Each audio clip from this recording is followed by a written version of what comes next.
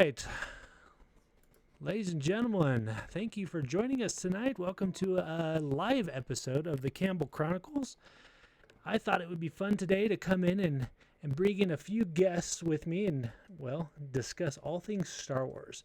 So I'm sure I'm not the only Star Wars fan out there, and I know everybody probably had a great May the 4th day yesterday. So despite our technical difficulties, again, I apologize for all that. We are going to have a wonderful Revenge of the 5th. So we're going to keep our same game plan, but we're just going to roll in today. So I'm going to bring in my first guest here. It's my brother. First time to the show. This is Brady. All right. Brady, say hi. Hey, everybody. How are we doing? Doing good. If you've seen or met Brady before, you might not recognize him with his long beard and long hair. I think it looks absolutely fantastic. Does it? Quarantine's changed a man. Quarantine. Quarantine has killed me too. It's called the Quarantine 15. If you're not sure what that is, just look in your cupboard. That's where it is. So Just look to your waistline. wait, yeah, look to the waistline. It's all there.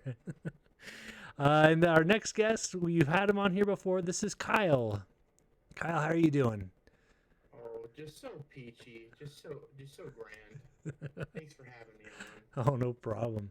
Now, if you guys, the reason why I am bringing these two, my brothers, on is because I don't know many other Star Wars fans out there as nerdy or as geeky about Star Wars as I am.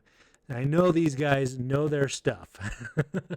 we all love Star Wars, and it all becomes a hot topic around the dinner table when everybody comes over. So it's, as far as Star Wars goes, this is the group. As far, I always go to them for questions and just run something by them. Anyways, so we do have a bit of an agenda tonight. We're probably going to only be about approximately, we're probably only going to go for about 60 minutes. If we chase the rabbit, it might go a little longer, but that's okay. Also, if you're new to the channel, please take the time. Feel free to subscribe, comment, join in on the conversation. We'll be watching the comment section. So if you do say something, we will be looking. So, in fact, Say something. Is that how it goes? That's right. I thought that was an airport thing. That's your job, Robert. All right, and Jack is saying hopefully it works this time. Let me know if it is not.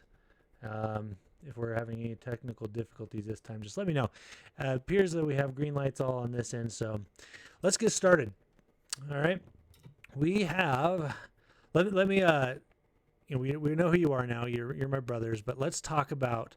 Let's first. Why are we doing this? It's just for fun, right? We all have Star Wars. We all have our preconceived notions of what Star Wars is and what our favorite movies are and characters and so on. So let's go in and let's talk to Brady. Tell me what your first memory of Star Wars was. My first memory of Star Wars probably is around like a Thanksgiving time. You know how they usually have the original episodes of Star Wars on around Thanksgiving. Yeah. Yep. I just remember sitting down like with mom and dad and watching The Empire Strikes Back for the first time around Thanksgiving time. Yeah. And I just remember like looking around at that moment and being like, "This is cool. This is Yeah. really nice. Yeah. So this is a really cool movie." There's lasers and fun stuff. Yeah. People are getting zapped and shot and stuff, and I'm being the how old I was at the time, Goes to the male fantasy. Yeah. enjoying every minute of it. How about you, Kyle? What was your? Oh, go ahead, Brady. I'm sorry, I didn't mean to cut you off. Oh yeah, I was just gonna say like that kind of envelopes everything that I liked about Star Wars is how much our families got into it. Yeah. When we talked about it, we're just like, there are no other cares in the world.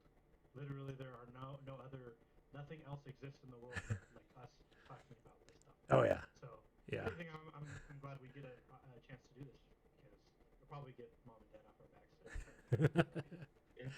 We just talk Star Wars. We're legitimate. Yeah. we're going big time. Yeah. How about you, Kyle? What is the first memory of Star Wars you have? I'm trying to think the earliest. Probably it's one of two things. It's either one being in the theaters for episode 1 because I know we watched that like 1,000 times. That was my first Star Wars movie in theaters. Or perhaps perhaps it was Rogue Squadron. Me and our other brother Yeah. Chad, we were playing Rogue Squadron, and we thought we kept on getting stuck on the Death Star, and so like we thought, oh, if we watch the movie, then we'll understand how this works. Yeah. And so I think if I'm narrowing it down, I think that probably is like my first exposure to Star Wars was that game. Sure. Yeah, that was a fantastic game. I do love playing that one. For me, my first memory honestly has to be looking through those old paper guides that we used to get, the TV guides, and looking for when the next episode of Star Wars was playing and finding Empire Strikes Back or Return of the Jedi. And it took us forever long to find A New Hope. Like that was the one to watch because we love, our dad was in the Air Force and, we were watching the Thunderbirds, so jets and flying things were a thing. And we loved the space battle in both Return of the Jedi and also in New Hope, but we just never saw New Hope that often. So we were always looking for New Hope. But yeah, when it would come on, we were there. It was like a scheduled thing, it would seem, and we loved being there. So, anyways, let's go on here. Memories are wonderful. Star Wars has become such a cultural phenomenon. I think we can all agree on that.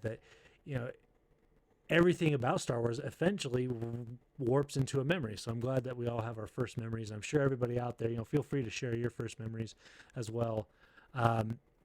Let's talk about the movies, okay? Right. Let's talk about the movies, not just what they meant to you, but I want to talk to you guys about like what are some of your favorite things? And we're gonna go through this like literally one by one movie. We don't have to spend forever on them, but let's if we talk a little bit about each movie for a little bit, like some of your loved, hate, best, worst moments, that sort of thing. And let's start in the order that they came out. So let's start with the original trilogy and A New Hope. One of you feel free to start.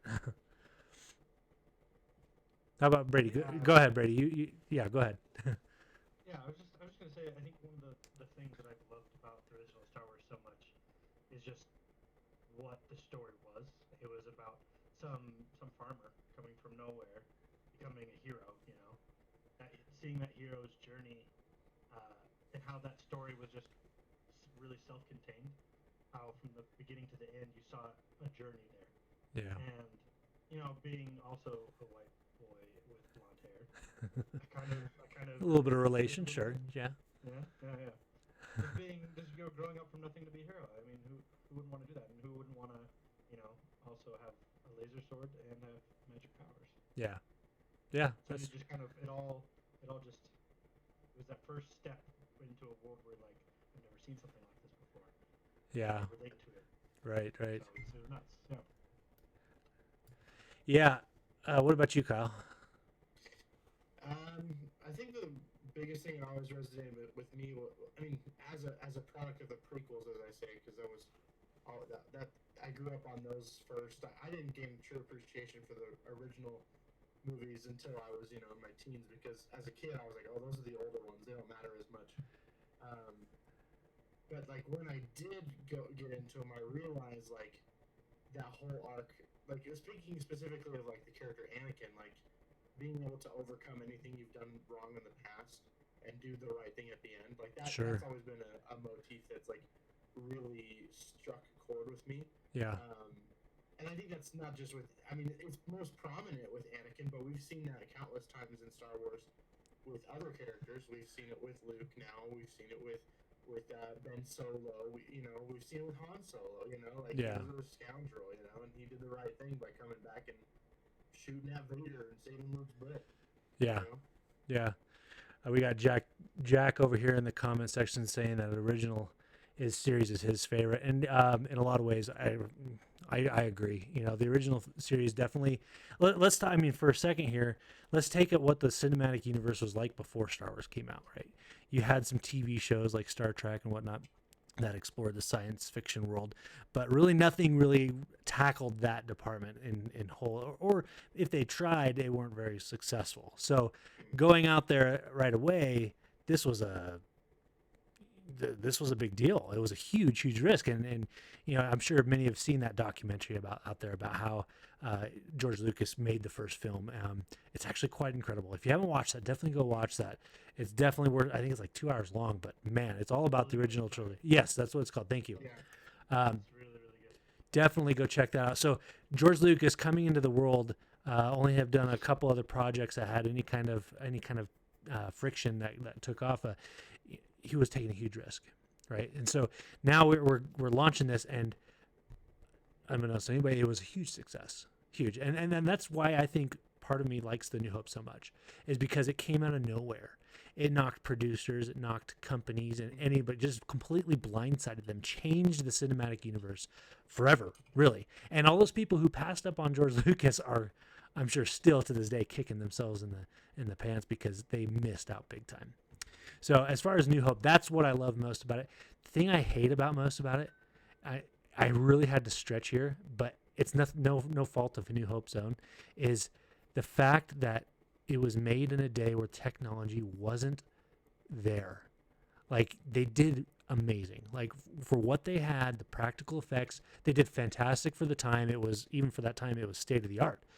But George Lucas said this himself, and that's why he waited so long for episode 1, 2, and 3. The technology wasn't there.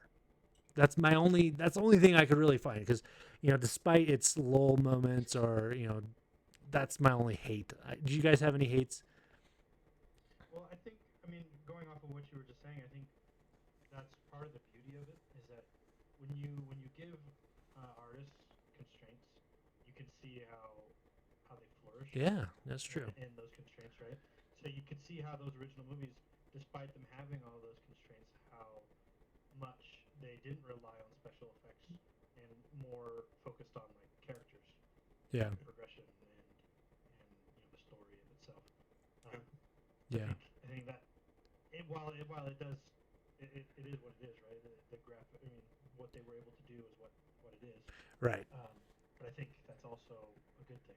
Yeah, I agree. I 100% agree. That's very true. When you're putting put the fire against them, I like that. Good analogy. I apologize. My phone keeps on going off. I'm gonna silence this thing. It's my. I'm gonna check his mind's going off too. How unprofessional. I know, right? I'm sorry. All right, it's actually my watch. I forgot to. I did my phone, but I forgot to do the watch, and it's another device you got to watch out. Makes a guest appearance. Yeah. We have little Squiddy over here saying Spaceballs is my favorite. The original Star Wars are my favorite Star Wars. Tron is probably my favorite sci-fi. Okay, there's something to be said for Tron, but that is a whole new another episode, because Kyle can go on forever. We all love that movie. But Spaceballs, talk about Spaceballs. That's not. I don't mind chasing the rabbit a little bit here, because what does it take for a Star Wars movie? What does it take for a movie in general to get another movie made to make fun of it? You know what I mean? You know what I'm saying? To have a parody movie. Not tarnish the original image of that movie. Right. You know. Yeah. So Very high praise. well, Squid, I'm glad you brought that up, because there's something to be said. If a movie is doing that well, that somebody else wants to make a parody movie of it, a joking, making fun of it. That's funny to me. Anyway, let's move on to Empire Strikes Back. Brady, go ahead. Loves, hates, best, worst. Yeah, so I think I talked a little bit about what I really like about the movie. It's probably the first movie that I actually remember watching, Okay. having the most fondest memories of it, because watching it surrounded by family and all that. Yeah. But on top of that, like, the characters and what they went through in that movie is incredible, and it's something that, like, A New Hope was fantastic, right? Yeah. If The Empire Strikes Back wasn't something that nailed it and like knocked it out of the park, I don't think we'd have Star Wars where it is right now. True. I mean, Yep. If you look at the most recent trilogy, a reason why the following of Star Wars has kind of diminished over time is because that middle chapter kind of, it lost some people, right? Yeah. But because Empire Strikes Back was a complete success, it just further like launched Star Wars into the mainstream. Yeah. And apart from that, what I really like about the movie is just like what I was saying about the characters, but it also created a human element to it. Yeah. With that father and son relationship. Yeah. But I think one of the only things that I dislike about it, I don't know. Sometimes Lando just feels campy. I was gonna, yeah, you took mine. Something similar to that, Lando being a little, he turned in Return of the Jedi later on. I think I liked him a lot better in Return of the Jedi than I did. Return of the Jedi is the redemption story. Yeah, it was a little awkward. The scum and villainy. Anyways, what about you, Kyle? Well, as far as Empire Strikes Back goes, I think my biggest love for that movie is the grand scale of things, how they really showed how small the rebellion is and how overpowered the Empire is in all aspects. The most exciting intro. I still think the Empire Strikes Back intro is the most exciting out of any Star Wars movie. The Battle on Hoth is just outstanding in every way, shape, and form. My least favorite part actually has to do with kind of going back to what you were saying earlier. It has to do with the part of its time. Now that we've been spoiled with much better choreography with lightsaber battles. Going back and watching Luke and Vader fight, it's just it's not the same. It was definitely okay, they did what they could with their resources and age that they were in. Yeah. But And we can agree that it was better than Obi-Wan and Vader's lightsaber duel from A New Hope. Right. But at least in Obi-Wan's, going back to Creating an Empire, the documentary, they had talked about how that fight, because they weren't sure how to choreograph the fight, they kind of made a very distinct style with how they're both in that samurai position. Yeah. They did that, and it was at least from that standpoint, it was intriguing. And then in Empire Strikes Back, they tried to get a little bit more fancy with it. Right. And at the time, I'm sure if I was a kid watching, I would just be like, "Oh my gosh!" So this is state of the art. This is amazing. Yeah. But after watching Obi-Wan and Anakin fight in Episode 3, it's like, well, Yeah. No, I agree. And the way George Lucas described it, especially with Obi-Wan and Vader fighting, it was supposed to be this robot fighting an old man. That was the cover-up, basically, as to why there wasn't like a fencing duel. Because fencing, that's pretty quick pace. And also, what they had to dual handle those lightsabers when they filmed it, because they were just breaking left and right, and they gave them more control. So, anyways, you took my. Sorry. One thing real quick. Go ahead. On that Yep. note, I think going back to how we were talking about constraints, is that I think the constraint to the lightsaber fighting really helped sell the idea that when Luke was fighting Darth Vader, he was very raw. He wasn't fully trained. Right. He didn't know exactly what he was True. doing, and it was very evident. While it felt like Darth Vader was just toying with him. The whole I thing. mean, yeah, exactly. The whole fight. Yeah. It just felt like Darth Vader was toying with him and playing with him. But also, you find out later that he didn't actually want to kill him. So he was trying to wear him down. Sure. Yeah. And you didn't know that watching that the first time.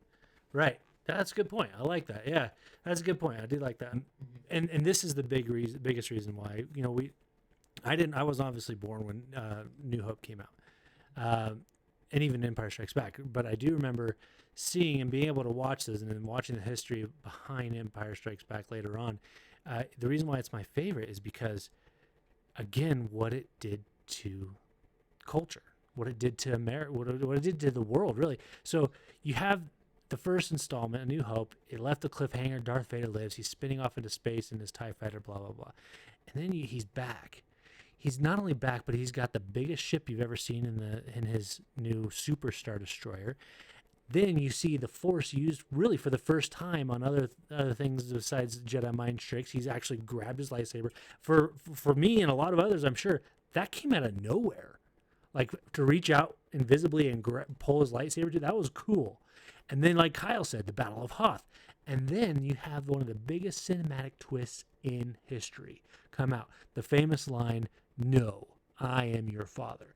That blew me away even as a kid. It blows people away today. And it will, I'm sure, blow people away for history. Whoever's watching it their first time, if they watch it in the order the movies came out, like we did, then they're going to be blown away. Once they put it together, think, oh my gosh, wait, Vader's his father, and then Vader's Anakin, and then boom, all of a sudden their minds are blown. It's just that is to me cinematic perfection. To just throw a twist in there like that. Go ahead. And I think that's like still a big reason why when we show new people the movies, and if they haven't had an experience with Star Wars yet and they want to get into it, why we always say, okay, start with the original trilogy, because that twist alone, does a huge pull for the franchise. Yeah. But on the other hand, I have had the opportunity to talk with people who watched it in chronological order, and it's really interesting to see that, like, because they're in that fight when he's like, "I am your father," and there's so much conflict there, and I'm sure people in the movies when they watched that when it came out. I can't speak for him because obviously I wasn't there. Yeah. But I'm sure if I was there, I would have been like, no, he's lying. He's fooling him, all that stuff. Yeah. But like from a chronological perspective, I can just imagine someone being like, "No, Luke, like you have to listen. Yeah. He's a good guy. Yeah. Get it back." Yeah. And I think that's why they came back in Return of the Jedi, and Yoda confirmed it, because people thought like that. They weren't sure, and I'm sure everybody knows out there when they filmed this, nobody knew it was going to happen. Luke didn't even know, or sorry, Mark Hamill didn't even know it was going to happen until he showed up for filming that day. Like, this was it was very well kept secret, and then boom, here it is. We got Jack saying, I didn't really like The Empire Strikes Back because it really wasn't entertaining for me. I respect that. Out of all the movies, especially the old trilogy, this was kind of a slow movie. Like, there wasn't like, yeah, you have an awesome start with the Battle of Hoth, even flying through the asteroid field, and then it kind of turns down a lot until you get to the Cloud City. I mean, there was a lot of good things we learned in it from going to Dagobah. We learned a little bit more about the dark side. We learned a lot about the Force in general when Yoda was training Luke. But anyways, you guys have any more you want to say about Empire before we move on? Good movie. Yeah. Good movie. Okay. Agreed. If you're watching out there and you have something to say, please feel free to leave it in the comments below. We are definitely going to do our best to address them if you're responding live, and if you'd respond later on, I'll come back and say what's up and engage with you that way too. So moving on, original trilogy, we got Jedi, The Return of the Jedi. Brady, go ahead. Yeah, I think out of all of the I think the jump between Empire Strikes Back and Return of the Jedi is probably one of the most substantial jumps. Yeah. Because you go from a movie that still is using a lot of puppeteering Mm-hmm. to a movie where you have a full-on space battle that they still have a lot of physical and practical effects. Yeah. They started using some computer-generated stuff too. Mhm. But you Right. see that big jump, and then the fight with Darth Vader. Yeah. Darth Vader at the end, like that was. I mean, that lightsaber fight is probably the best. Well, my favorite Probably. lightsaber fight out of all the original trilogy. Yeah, and I would beg to maybe argue maybe one of the most emotional, right? Because Darth Vader came at him personally and said, "If you won't turn, perhaps she will." Oh, come on! If anyways, so you can see where I'm going with that. Yeah, and that sequence is what nails it for me, and what turns the whole movie circle in a full circle, right? Because you start off with a boy who only has his uncle and his family, and then you end the movie with the boy finding his family, his real family. Right. Right. So the whole way through, up until the very end, that whole story's been about family. Yeah. The real treasure was the family we found along the way. Right. Sorry, Falpy. You'll have to roll a couple movies for your family. Yeah. And just going from how we were talking about how Empire Strikes Back was a little bit of a slower paced movie, this movie kicked it up. Yeah. Just wouldn't let you take a deep breath for most of that movie. Sure. The only thing is maybe when you meet the Ewoks, there was a solid few minutes there. There was a kind of a slow part, but it was like that deep breath before you went to that final battle. Mhm. And I just really appreciated the pacing. I really appreciated the wrapping up of the story. I really love movies that finish a story and finish it well, that stick the landing. Yeah. And I couldn't. I mean, maybe I could think about it, but landing like that, it doesn't happen very often. And Sure. It's not often that when they end it, that everybody's like still in love with the series. Yeah. So for them to make this movie and stick the landing, and people still love Star Wars for that, Yeah. for that time, like it's an incredible accomplishment. Yeah, and they did stick the landing. Yeah, sure, they could have let it go. And by the way, real quick, we might have some technical difficulties during this. We might have dropped people. Oh, okay. Sorry. Hang on one second. What happened? We're What's happening? hang on. We dropped the stream for just a second. It's back now, but hang on.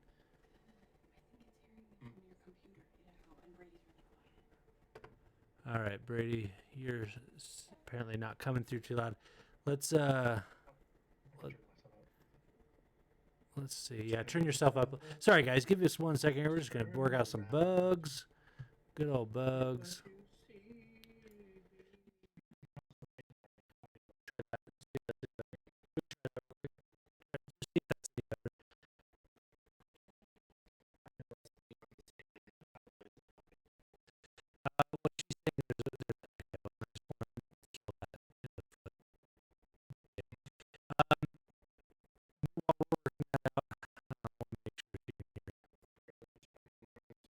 Sorry, guys. Bear with me here.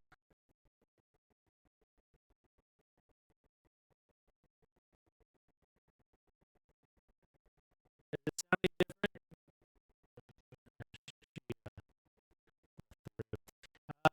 Here, I'm just gonna turn this back up. She says she's watching it on the live stream, and she said she hears the echo. So I'm just gonna turn that back to where it was, and I'll wait for her to come back down, and we'll see. So we might have to. Anyway, so you're talking about sticking the landing. And can't talk. The Return of the Jedi, right? They could have left it alone. They could have stuck that landing and been done with it. The problem is there had been scripts written. George Lucas had scripts. People were wondering what's going to happen next. So anyway, while they did stick that trilogy, I think pretty darn well, everybody wanted more. They just wanted more. You can't have that good of a series out there and then not want more. So, Kyle, what about you? What about the Return of the Jedi for you? Oh, Return of the Jedi is definitely like in my top 3 Yeah. Star Wars movies. I actually the random reason why I like that so much is just that Jabba the Hutt's palace. Like I've always been attracted to like the scum and villainy. That, stuff. yeah, I think it's right. so interesting. It's really gritty. Yeah. Yeah, and that's all like one of my favorite parts about Star Wars. That's why I love characters like Hondo. That's the Mandalorian. I don't love that because that's part of why the Mandalorian show is so successful. Yeah. I think that like that sequence is all really cool. And I like how they've been able to reuse that R2D2 like shooting the lightsaber up. They've used it in the Clone Wars and Yeah. all that stuff. I really like that. Yeah. As far as I really can't think of a negative thing about Return of the Jedi. That honestly, like before Episode 3 came out, that was my favorite movie, and I know I'm chomping at it a little bit because we're going to talk about that movie later, but I just love it so much. But yeah, no, Return of the Jedi is definitely. I'm trying to think of anything. I can't think of anything that I dislike about that film. Sure. Yeah. Mine kind of goes along with what Brady was saying. Return of the Jedi, you have, first, back up to New Hope, right? You have this boy. I want to go to Tashi Station to pick up some power converters, right? And then you enter Luke into Jabba's palace. Like, look at the difference. That is a character arc. That is a huge character development over 3 episodes or 3 movies, whatever episodes. It's fine.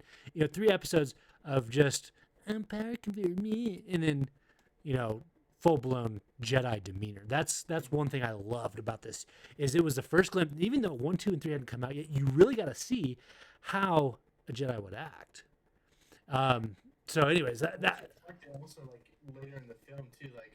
His kind of going back to what Brady was saying earlier, Vader was kind of toying with Luke in Empire Strikes Back. So, seeing them actually fight in Return of the Jedi was like, all right, it's on. Yeah, right. And then everything about Luke, right? Let's talk about Luke for a second, right? Everything about Luke, from A New Hope up to Return of the Jedi has always been about somebody else. Yeah. In a way, selfishness attached to New Hope, but in a way, is always Biggs is off planet. Everybody else off planet. I want to go to hang out with my friends. This and that, right? And then episode 4, why does he leave training? He leaves training because his friends are in danger. Why does he emotionally flip out on Darth Vader? Because his friends, or now his sister, now he knows, is in danger. Like, I just find that interesting. Correct me if I'm wrong. Jack again says, Return of the Jedi and A New Hope is my favorite Star Wars movie. Jack, I'd be curious to know. Let us know in the comments if I don't know how old you are, and you don't have to admit, but were you there when these movies were released into cinematic theaters into the world? Let us know. And also, if you're joining us just now, just feel free to hit that subscribe button. We are just talking about all things Star Wars, right? It's Revenge of the Fifth. We weren't able to get our stream out yesterday because of some technical difficulties. We got them all worked out, but please feel. We're Imperial sympathizers anyways. Yeah. The Empire has better stuff, okay? How could you not want to join? I see red everywhere, so it's like, okay. Jack is. I guess I'm the only one wearing something related to the good guys. I am. Stay on target. Stay on target. That's the targeting. Yeah, there you go. And Jack was saying, no, I did. So you did see the movies come out, just to clarify. Feel free to put your perspective in there, because I would really like to know what the hype was like. Obviously, I was too young when Jedi came out, and I wasn't born when Empire and New Hope came out. So you just put your comments in there for us, please. Let us know. Hi, Chap Soup. Saw you pop up. So anyways, we're going to move on now. That's the original trilogy. Let's go on to the prequels. We're going in order from when they came out to the cinematic universe. Brady, what do you think about The Phantom Menace? So, unpopular opinion. Okay. I really, really love The Phantom Menace. Okay. I really love it. I'm gonna turn your screen off now. No, I'm just kidding. I'm just kidding. I don't think it's unpopular. You speak facts. It is unpopular opinion, but Yeah. I just love that movie because it was the first Star Wars movie that I was old enough to see when it first came out in theater, right? So I had that experience, right? We all went as a family. Again, coming back to the whole family thing, like we got to go as a whole. Hear you, Brady. Yeah, Brady, are you able to turn yourself up more? I don't think I can do anything louder than this. That's a little louder for me. Okay. Let me know if it's deep. Well, when I watched you guys stream, and you were a little on the quiet side too, so it might be on your end. I'm sorry. I don't know how to raise my volume anymore. No, I think it's a little better. When you moved it closer, I think it helped a little bit. Chap, let us know if that helped. Anyways, Brady, what were you saying? I won't be afraid to be louder either. Okay. So, I think one of the going on or talking more about the family thing, we got to see it as a family in the theater. It was the first time I got to see a Star Wars movie in the theater. I thought it was really cool. It was a whole adventure that you go from. Like it's one of those Star Wars movies that when the first few minutes it kicks off and then it just doesn't let you go. Yeah. The whole movie is just event after event after event. You got to see Jedi in action. You got to see them do what they talked about, how they could do it in the original movies. It was something special. And then you have the fight with Darth Maul. Seeing a bad guy other than Darth Vader and the Emperor for the first time, seeing him and with the double-sided lightsaber with the horns and everything it was nuts. It was like the coolest thing. I was Darth Maul for Halloween one year because I loved him so much. Yeah. Just how cool it was. Yeah. Talk about also sticking the landing, having him chopped in half. It was sad. Come on. As far as Star Wars goes, that was pretty violent, right? We hadn't seen any limbs. We saw the hands, I guess, from Luke. You got a robotic hand cut off. Right. I guess Luke's hand got cut off. You don't really see it, though. Right. All right. So what about some of the things that you might hate? Not hate, or better or worse. You know what I mean? What are some things you didn't like? I think the only thing that I didn't like as much, the acting was a little on the campy side as well. It seemed like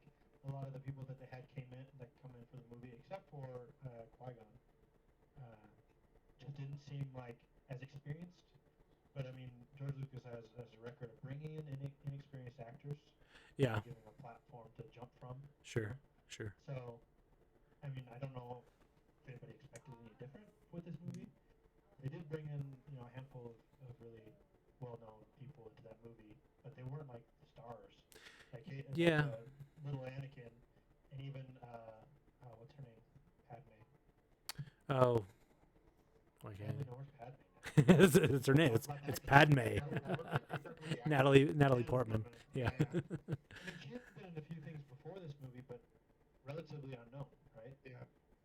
Yeah. So I mean, even Ewan McGregor, not super huge. Some hugely- experience, but Yeah, some yeah. experience. Right. yeah. He had a following in a completely different genre too. Yeah. Like where he did gain his traction was not in action fantasy. It was chick flicks, right? Like it was. No, it was new. I think it was a little bit of both. I think I know he did both. Oh, okay. Girls like him for his accent. Let's face it, guys. We're outmatched there. Yeah.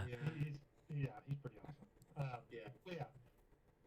Now I got a question. What it is, I got a question because yours ties into mine. So you say the acting, is bad. Can you say that's solely based on the acting, or would you say maybe even just the writing? Like the actors did the best they could with the writing they had. Yeah, I mean, this is a common debate that Star Wars fans get into all the time, especially about the prequels.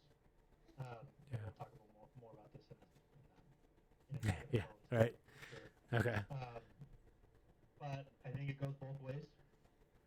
I think a script writer will do everything he or she can to make a movie sound and feel good. But Sure. then it's also up to the actors to do their job. Yeah, So I agree. I think it goes both ways. And one of the things, I don't want to backpedal, but Harrison Ford, right? He had a lot of experience, and he was able to step in and be like, "No, this is stupid," or something like that. He was the most experienced actor aside from Sir Alec McGuinness as Obi-Wan, but I don't think Harrison Ford was all that experienced before. but he had been around enough filming. He had one big role, American Graffiti, but he had been around filming in that industry for a long time. That he was able to stick up and be like, maybe not. Anyways. Yeah, I mean, him and Sir Alec Guinness were kind of like this is like, come watch this movie bait, Yeah. I mean, mainly because Harrison Ford was the eye candy to the movie. Yeah. For, So dreamy. Sure. I mean, but I think that goes to show you just how talented Harrison Ford was naturally. Sure. Agreed. And how much of a perfect fit he was. He wasn't experienced. I mean, he had one movie under his belt, maybe a couple. I don't know how many exactly. But he wasn't super well known either. Yeah. And he came out and was one of the hits from that movie. Yeah. Yeah. I think he was the right person for the role. He nailed it. He's a natural actor. I think that means a lot. And I think we could say the same thing about Ewan McGregor getting in as Obi-Wan, as Natalie Portman, and as Padme. Those people fit that role so well that you couldn't imagine someone else being those characters. Yeah. Yeah. Even today, even when you watch Clone Wars, the animated show, it looks like Ewan McGregor. Sure. Mm-hmm. Yeah. You can't imagine Obi-Wan being anybody else. I mean, the younger Obi-Wan, anyways. Yeah. Yeah. I think there's something to be said about that. Cool. Kyle, what do you think about Phantom Menace? I agree with Brady. I love the movie wholeheartedly. I think it definitely took us on. It showed us the world of Star. It did its job so well. I think people kind of weren't ready for it in a way. Like, it was meant to show us the world of Star Wars, or the galaxy of Star Wars before the Empire, before all that, And I kind of wanted to say this earlier when we were talking about the original trilogies, but I remember in an interview George Lucas was talking about why he decided to do the original trilogy first and not in chronological order, because he had this vision of matching periods of Earth time with periods of the movies. How he wanted the prequels to be like episode 1, 2, and 3. He wanted to be all bright and shiny, roaring 20s vibe, and then he wanted the episode 4, 5, and 6 to be World War One, dirty, broken down. He wanted that vision, and he, like you said, that he didn't have the technology at his disposal. Yeah. He barely even got to do the original trilogy, you know. And so I think that's just a testament to like how forward thinking he was. And I think if I'm coming back around to what I'm trying to say, is that my favorite part of the Phantom Menace was that it brought us to a new side of Star Wars that we had no idea what to expect. We had no idea what was going to happen. Like Brady said, it's a new journey. It was just incredible. Yeah. If I were to say anything I don't like about it, for the longest time, it was like it would have been like, oh, Maul died too soon. Like he should have been a better bad guy, or been around longer. But we got him. We got him back. Yeah. He accepted the pay raise. Right. Yeah, I get that. As far as things you might have not liked, Kyle? Yeah. Just the Maul, or? The Maul thing. Okay. Yeah, I mean, like I could say like the typical like, yeah, Jar Jar seems a little campy, but like I think Jar Jar's funny. Like I really do. Yeah. And I don't think he's over the top. I think the only time I find Jar Jar over the top and annoying is in Clone Wars. Yeah. In the movie, he's fine. Yeah. Yeah. We watched episode 1 again, and my 2-year-old couldn't stop mimicking. That's awesome. He was obviously not made for us grown. Sure. He was obviously a character for kids. Yeah. And if that's what it takes for my kid to also be able to sit down and watch the movie with me, totally cool. Yeah. I mean, I've never minded Jar Jar Binks. Yeah. I minded the whole Doug Jar Jar stuff. Like I minded that a lot. Yeah, that was kind of dumb. Yeah. That's nothing. You know, with Jar Jar, okay, look, Jar Jar he was obviously there for comical satire, right? But there was more to it. Like, he actually helped progress the story, right? I mean, I don't personally like him as a character, but he had a purpose. He was able to bridge the gap between the Nabooians and the Gungans, and he was able to get them to fight. Because of that, they all came together at the end and did their massive battle, right? That was nice. But as far as Jar Jar goes, yeah. I'm just reframing Brady here. Sorry. As far as Jar Jar goes, he's fine. He's fine. My favorite thing about Phantom Menace, right? And this goes for any Star Wars, but the whole movie, kind of Kyle and Brady, we both hit on this a little bit. The whole movie ramps up to this awesome, big Duel of Fates. And if you recognize that title, Duel of Fates, you'll know where I'm going. Duel of Fates was one of the best Star Wars songs, one of the best Star Wars scores in Star Wars history. Not only was it the best song, but you also have the best lightsaber duel attached to it. You see a double-sided lightsaber. A double-sided lightsaber pop up out of nowhere, because he had fought Qui-Gon previously in that movie. You didn't see a double slide; you just saw a longer hilt, right? But all of a sudden, he has a double. Yeah, so he has it, right, and then he's fighting two people at once. You're like, oh, this guy's dead. No, he held his own. Not only did he kill one, but he almost killed the other two. So it just showed you how powerful it was, and also maybe showed you how powerful Obi-Wan was. Because Obi-Wan is supposed to become one of the greatest Jedi Knights, and as a Padawan, he killed a Sith Lord. Okay, that's pretty cool. That is pretty cool. If you haven't already, you need to read Master and Apprentice. It takes place not a few months before Phantom Menace takes place. It's the book about just Qui-Gon and Obi-Wan, and oh my gosh, like what it did to their story about like Qui-Gon and Obi-Wan being, these Jedi. At first, in the book, Obi-Wan is, a little bit holier than now. He's like, I want to be a Jedi, and that clashes with Qui-Gon's mentality. We see that a little bit even in the movie. But by the end of the book, you realize just why Kenobi is so freaking awesome. Like he's the prodigy that never really thought much of himself. He was the definition of what a Jedi should be. Right. True believer. Yeah. So, yeah. And so anyways, just to bring it back here, we got, that was probably my favorite, the Duel of Fates. the whole movie leading up to this awesome lightsaber battle took us all off our feet. My least favorite was probably, I already hit on a little bit when I was just talking to Brady about the writing versus the acting. I think it was a little bit of the writing, just a little bit, because George Lucas was now in a new era. He was trying to write a new thing. He wasn't. I mean, it's his baby. Like, I can't fault him for writing his the art. I just wasn't a very big fan of how the writing came to the screen, how it translated. We got Jack is saying Jar Jar is annoying, and he's never watched the prequels. Man, I'm sorry. The prequels are a good story, and the reason why I like the prequels so much is it's the overall character arc of Anakin Skywalker. How you can have a rise and an awesome and potentially best Jedi ever fall. You get to see that and see how it happens and why. I mean, yeah, some people say, "Oh, it's over." Yeah, it's over a girl, right? It was over his wife, somebody he loved more. Wouldn't you do anything for the ones you loved? And Well, and you have to kind of open up the spectrum there too. Like, it wasn't just the girl; it was his future. It was his kids. It was, Yeah. all of that.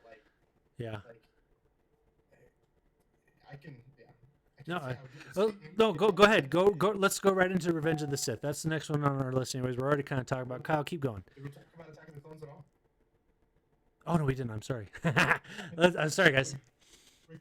We can cut some time on this one. Yeah, Attack of the Clones. Go ahead, Brady. Well, so what we saw at the beginning of the relationship between Obi-Wan and Anakin Skywalker.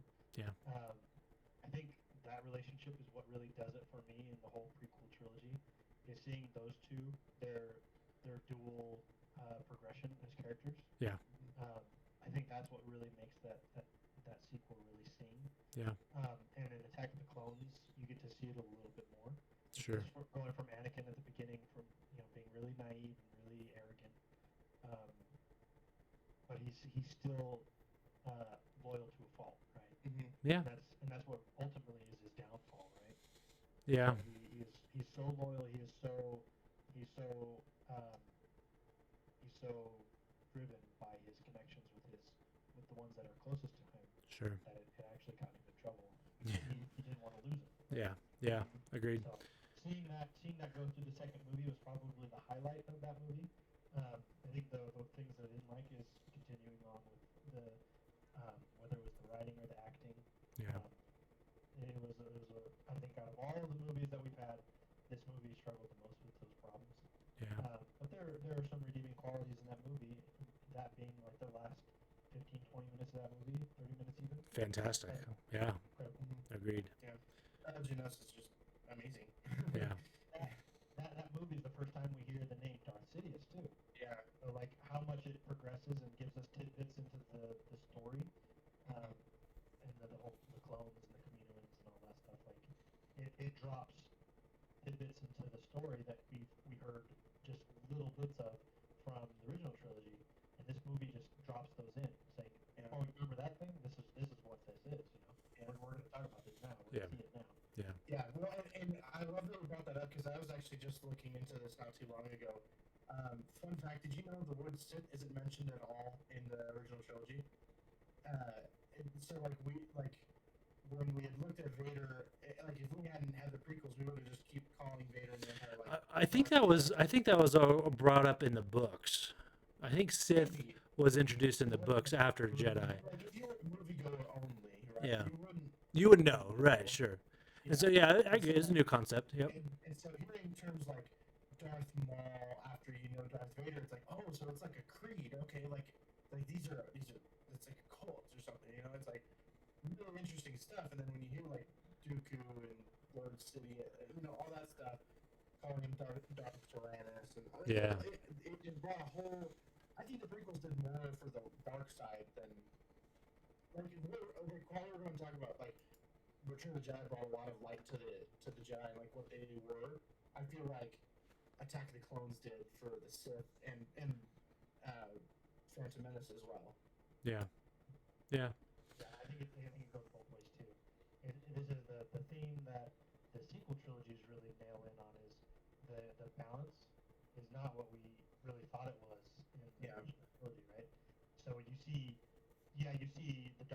the the dark side users come up in the story, but you also see how powerful and also headstrong and incorrect the Jedi were at the same time. Mhm. And you get to see that a little bit. I mean, before Attack of the Clones, the Jedi were like the greatest heroes in the galaxy. Sure. But Yeah. then you see Anakin growing up in the Order, and you're like, are they that great? I mean, they're great, they're good people, but they've made some mistakes. As an order, they're not like what we cracked them up to be. You know. Yeah. Like, you listen to Mace Windu for 5 seconds, and you already just want to punch him.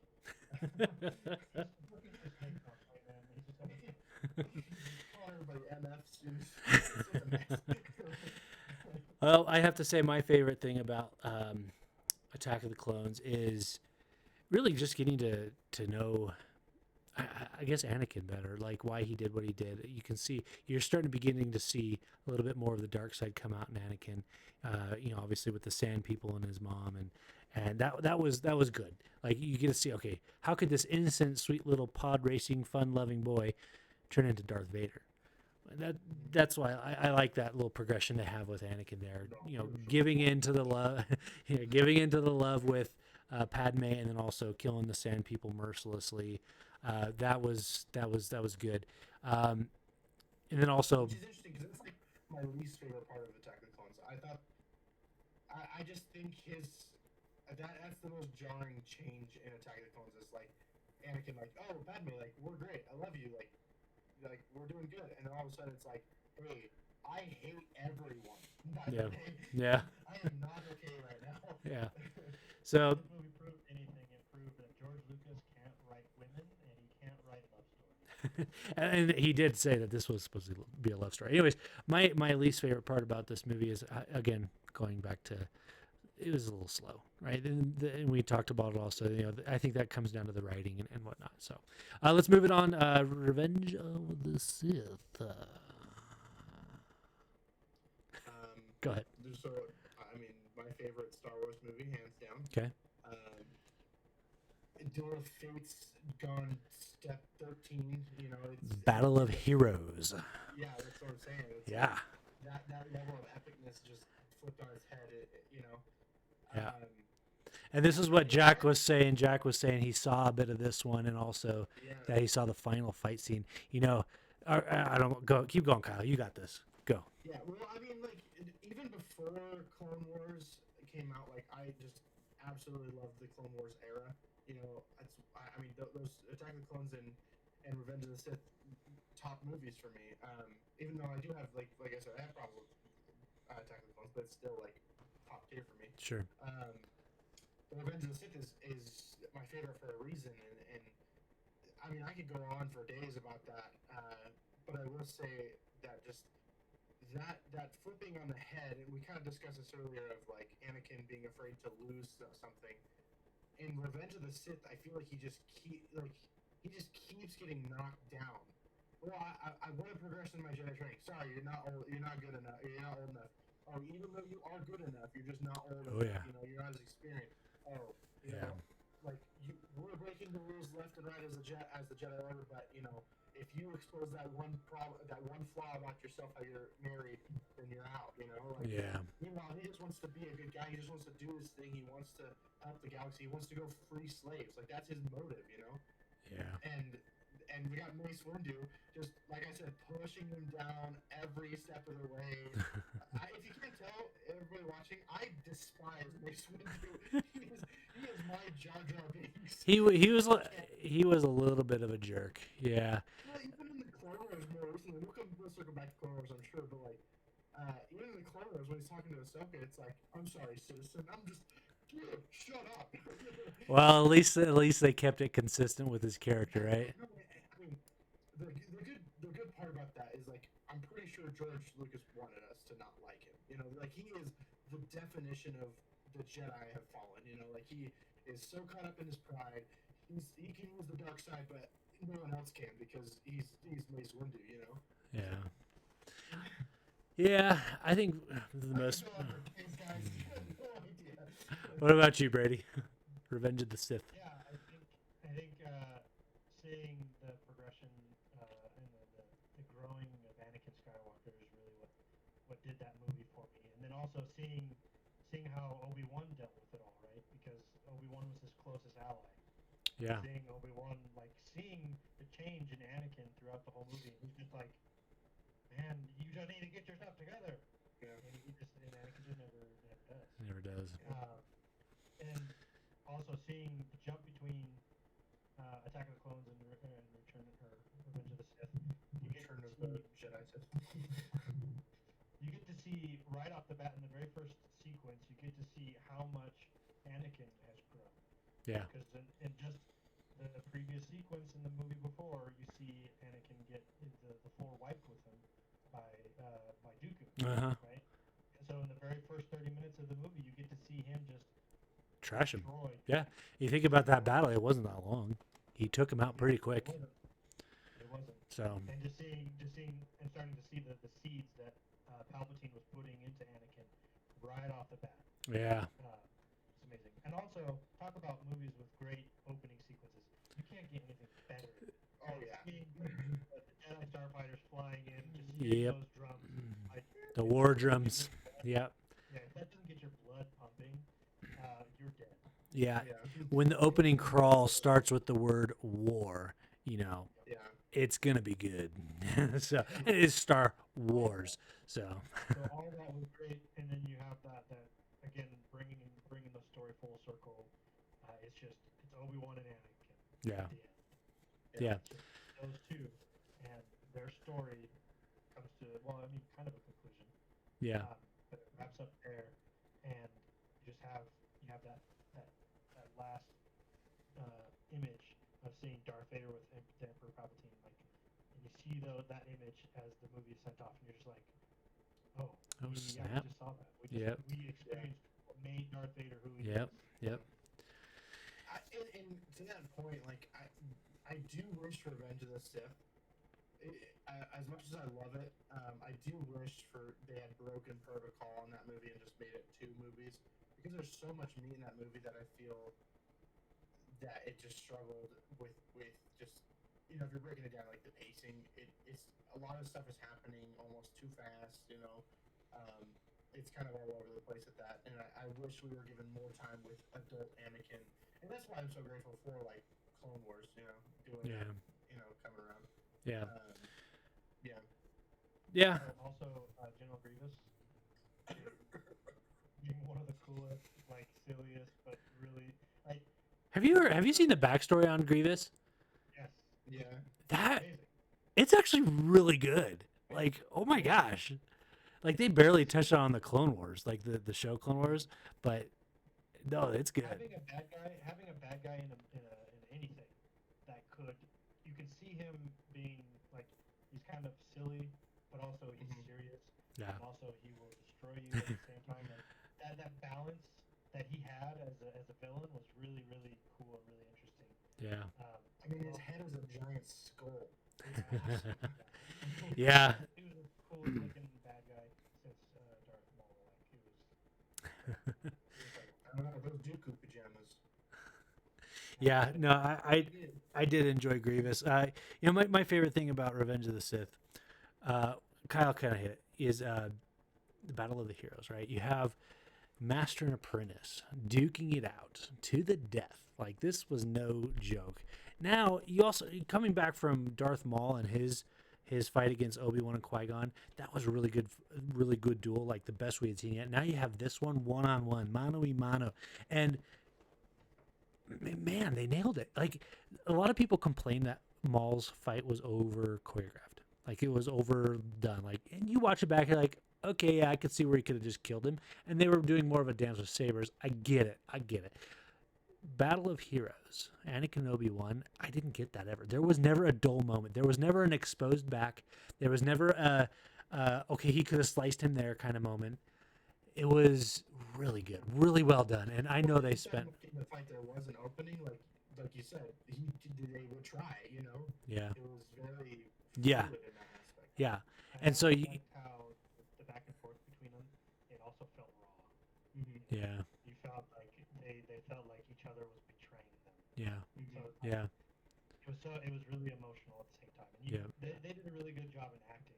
Like, out of all the movies, the prequels, this Those two did the best. those two fighting, Yeah.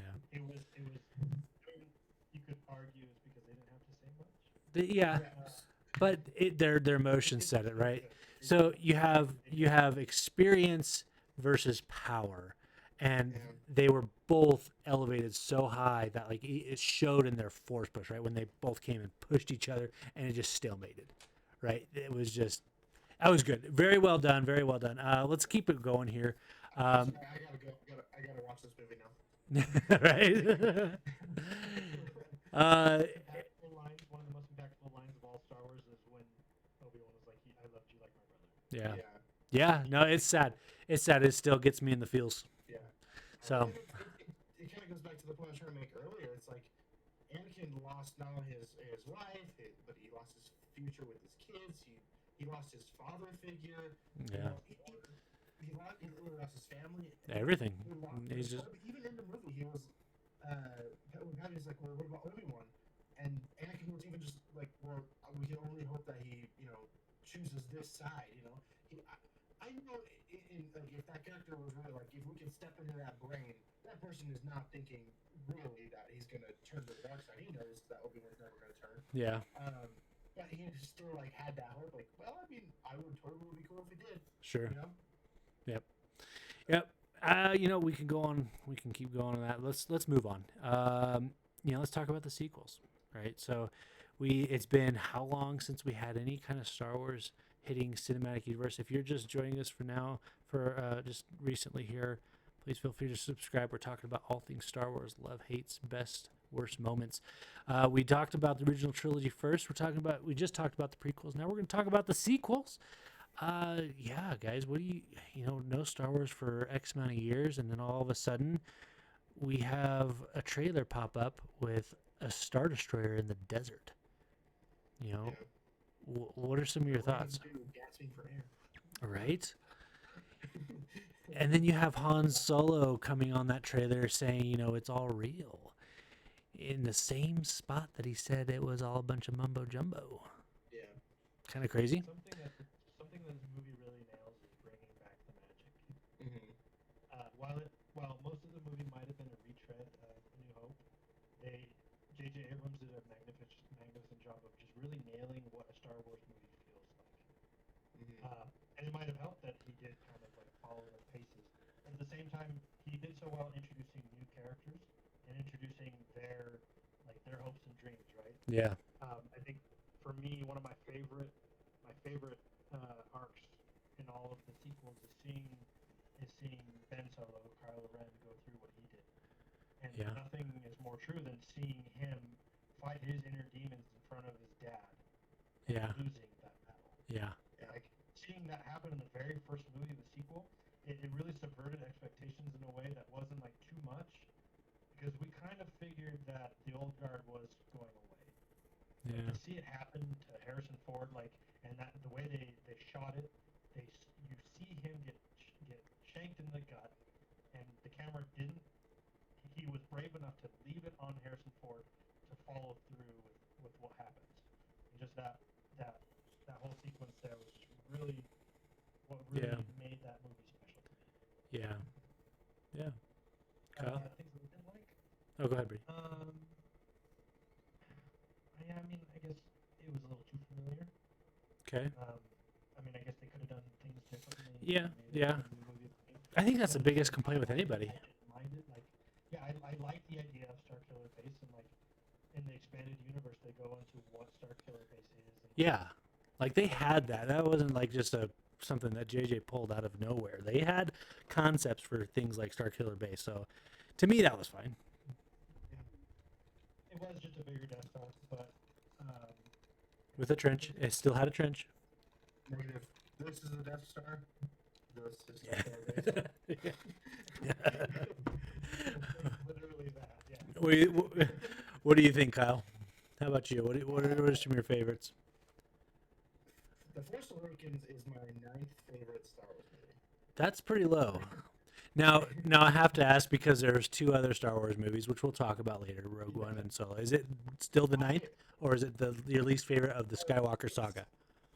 I really, I have to say it like that because if I I say like, oh, it's my least favorite, people assume I don't like it. I just love Star Wars in general, but this is definitely my least. This is my least favorite, but I love it still. Like Okay. it does a lot of what Brett was saying. It brings back the magic, you know. Yeah. If it wasn't for The Force Awakens, we wouldn't be able to go to Star Wars Land and nerd out at Disneyland. That's true. You know, That's true. like that movie did a lot for Star Wars and just bringing that back into the limelight. And yes, it kind of needed to do that. Like when a company such as Disney makes a $7 billion investment, that's like you need to make that money back with a surefire thing. And what do? You kind of do a soft remake, you know. Yeah. Yeah. Um, And you know, go ahead. Go ahead.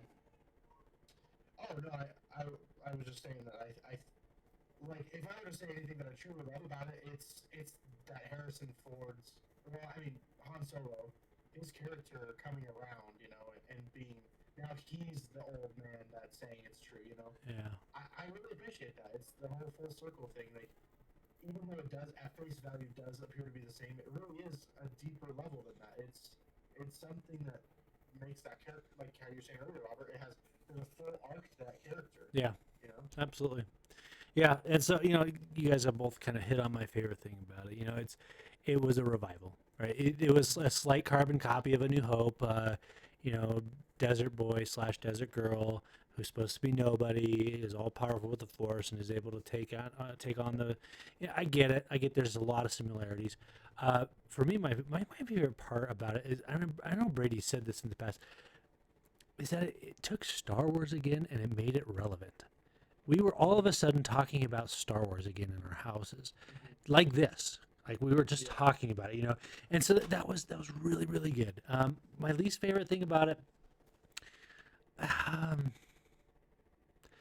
my least favorite thing about it is what it brought up later, like the plot holes that came later from it. Because this was a softball, guys. This J.J. Abrams took a big old fat honking softball, and who was up to bat? Rian Johnson. Okay, he was up to bat, and J.J. Abrams lofted it. He underhanded it straight up in the air. Rian Johnson had all the time in the world to knock this out of the park. And this is where I'll just talk about Last Jedi. Last Jedi, to me, is my least favorite. I do not like how so much was left out. For instance, there's a map to Luke Skywalker. A map to where Luke Skywalker is, who apparently never wanted to be found so he could die. Why would somebody who wants to die leave a map to find himself? I don't get it. Now, I will say, after Episode 9, after Rise of Skywalker came out, they brought a lot more relevance. I just watched Last Jedi yesterday again, and I'm still baffled by Rey's vision. I still don't get it. And I haven't had anybody explain that to me where it's like, oh, okay, I can see that. You know, she walks up, she sees a line of herself for infinity. She says, let me see them. Let me see my parents. And up comes Rey again, who we later find out that Rey's parents were alive. So if Rey's parents were alive, why didn't the vision just show the parents? You know, why did it show, you know, go ahead. Yeah, no, we just watched Rise of Skywalker last night, and something that was kind of the theme in that movie was how she was like her greatest fear was of herself. True. Okay. Knowing who she was. Okay. And her power that she's feeling, and like how she almost killed. I mean, if Chewbacca was on that ship that she electrocuted, he would have been dead. Yeah. So she was like terrified of her own power, right? So if you think about the comparison between The Last Jedi and Empire Strikes Back, because all three of these trilogies, they definitely mirror each other. Yeah. In the way their character progressions work, right? If you go back to Empire Strikes Back, where Luke goes into the cave of Dagobah, Yeah. and he finds out what his greatest fear is in the Dark Force area, like the Dark Force well in there. Yeah. He sees his greatest fear is that he could become someone like Darth Vader. Sure, but she requested to see her parents. Like, I don't get the gap. Right, the dark side is going to trick you, right? Sure. And those Well, Dark I Force think wells became aware of her greatest fear, which is her greatest fear was of herself. Yeah. The fear of not knowing who she is, and that mirror showed her an image of herself, being that you are no one else like you. Yeah. Yeah. So I think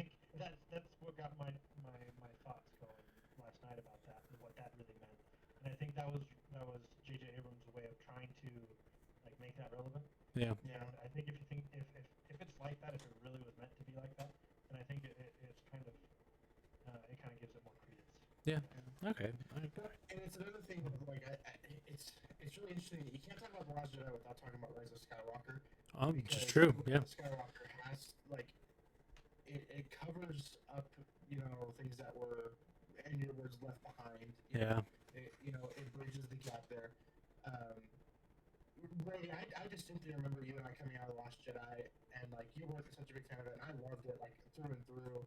Um, and I had similar conversations like with other people, but I'm like, well, the thing is, like, Ben or Kylo Ren just said her parents were nobody, and I never believed that for a second.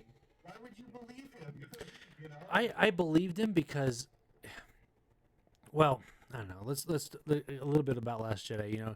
You have the duel or the whole sequence where Snoke basically just makes Rey look like garbage. Like she is nothing with her Force. She gets tossed around and she just made to be looked like an idiot in front of Snoke. And then you have Kylo Ren, turning the lightsaber and that was cool. That was cool. They they're back to back now. They're fighting all the red dudes. That was cool. And then that's where it fell apart for me. Just down. Aside from what they did to one of my favorite characters in Star Wars universe was Luke. That to me was the biggest letdown of the movie. Is that could have been the start of Ben Solo and Rey taking down Palpatine, because they would have found him. They would have found him eventually, right? Snoke died. That allowed Palpatine to send out the voices, and you know what I'm saying. So we got. I get what you're saying, like, and I think if I were to make any amendment to the trilogy, I would have added a tease for Palpatine in The Last Jedi. Yeah. Like something that hinted that he was still alive. Because I am a firm believer that the story group at Disney that was in charge of the brain trust, if there is one, Yeah.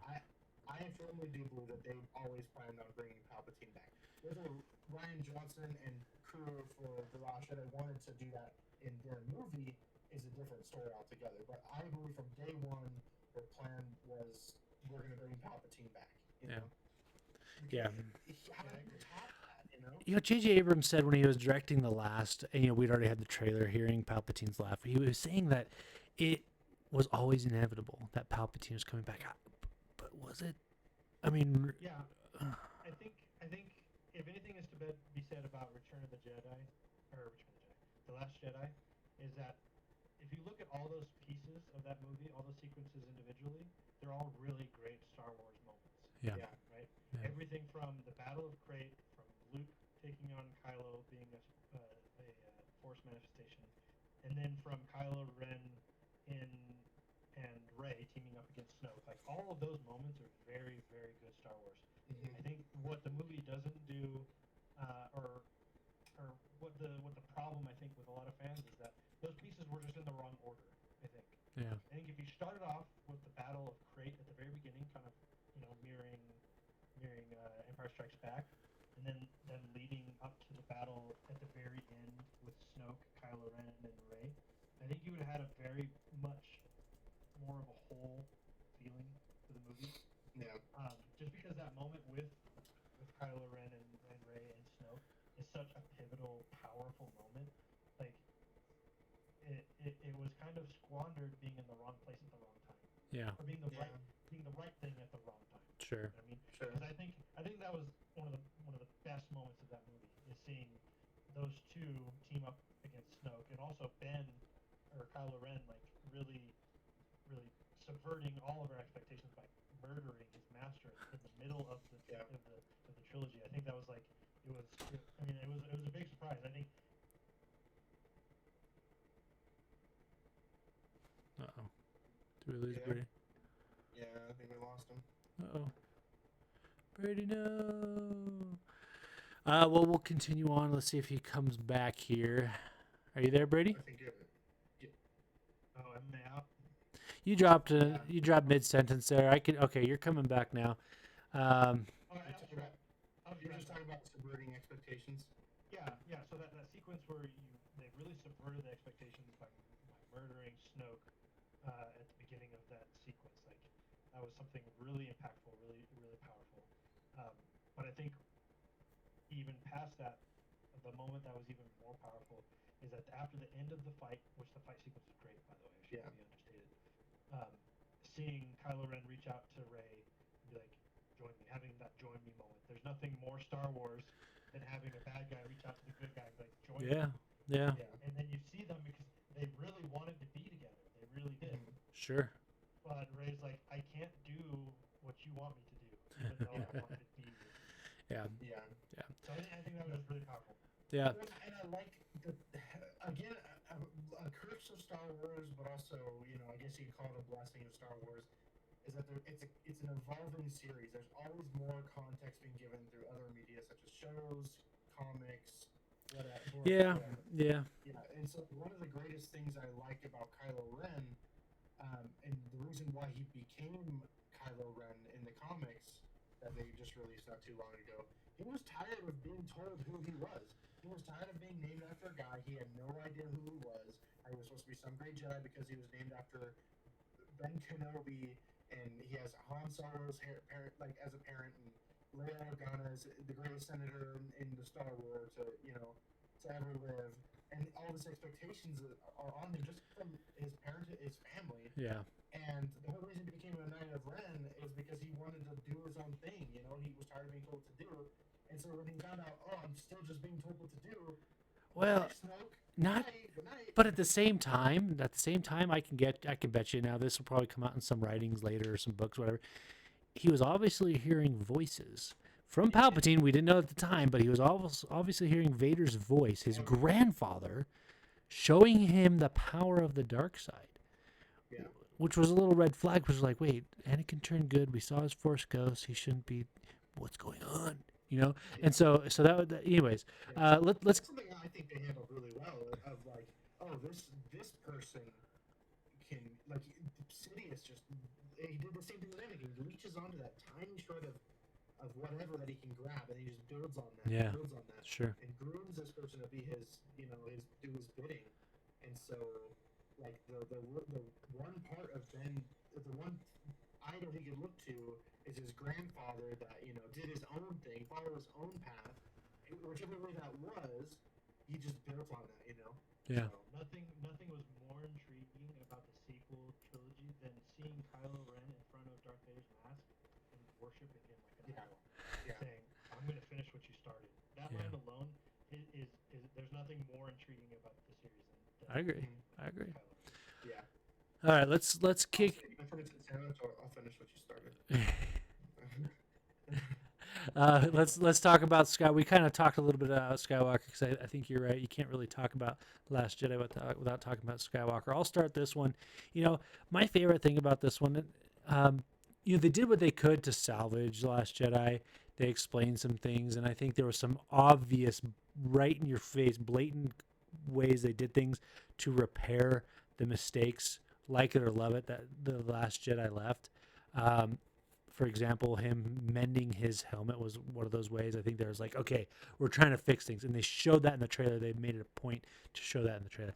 But one of my favorite things about this was the Sith.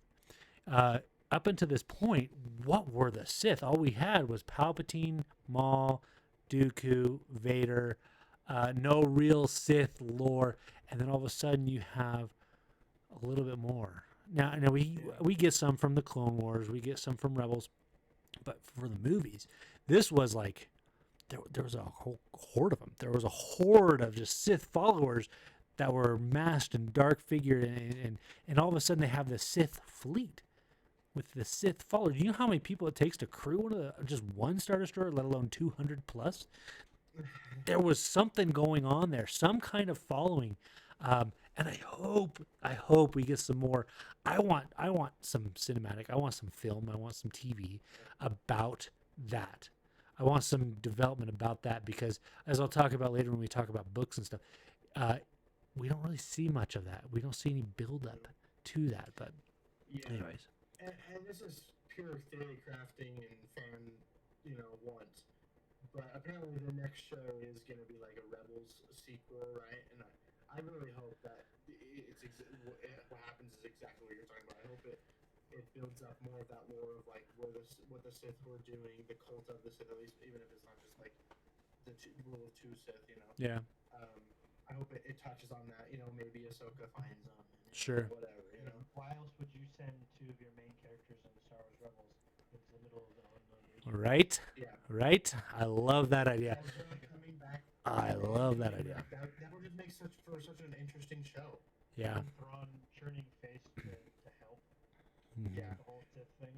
But can we at least get the Clone Wars art style over the Rebels art style? Not that the Rebels art style was bad, but I just much prefer Clone Wars art style. Agreed. The most current, like this last season of Clone Wars art style, yes. I think Well, if you watch the even from season like 2 or 3 of Clone Wars, it was great. It took them a few seasons. Yeah. It took them a few seasons to get into it. Anyways, let's wrap up the final thoughts about Skywalker here. Rise of Skywalker. You guys go ahead.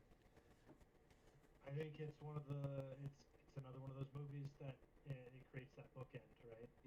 Yeah. I think what they do a little bit differently is they don't wrap up everything.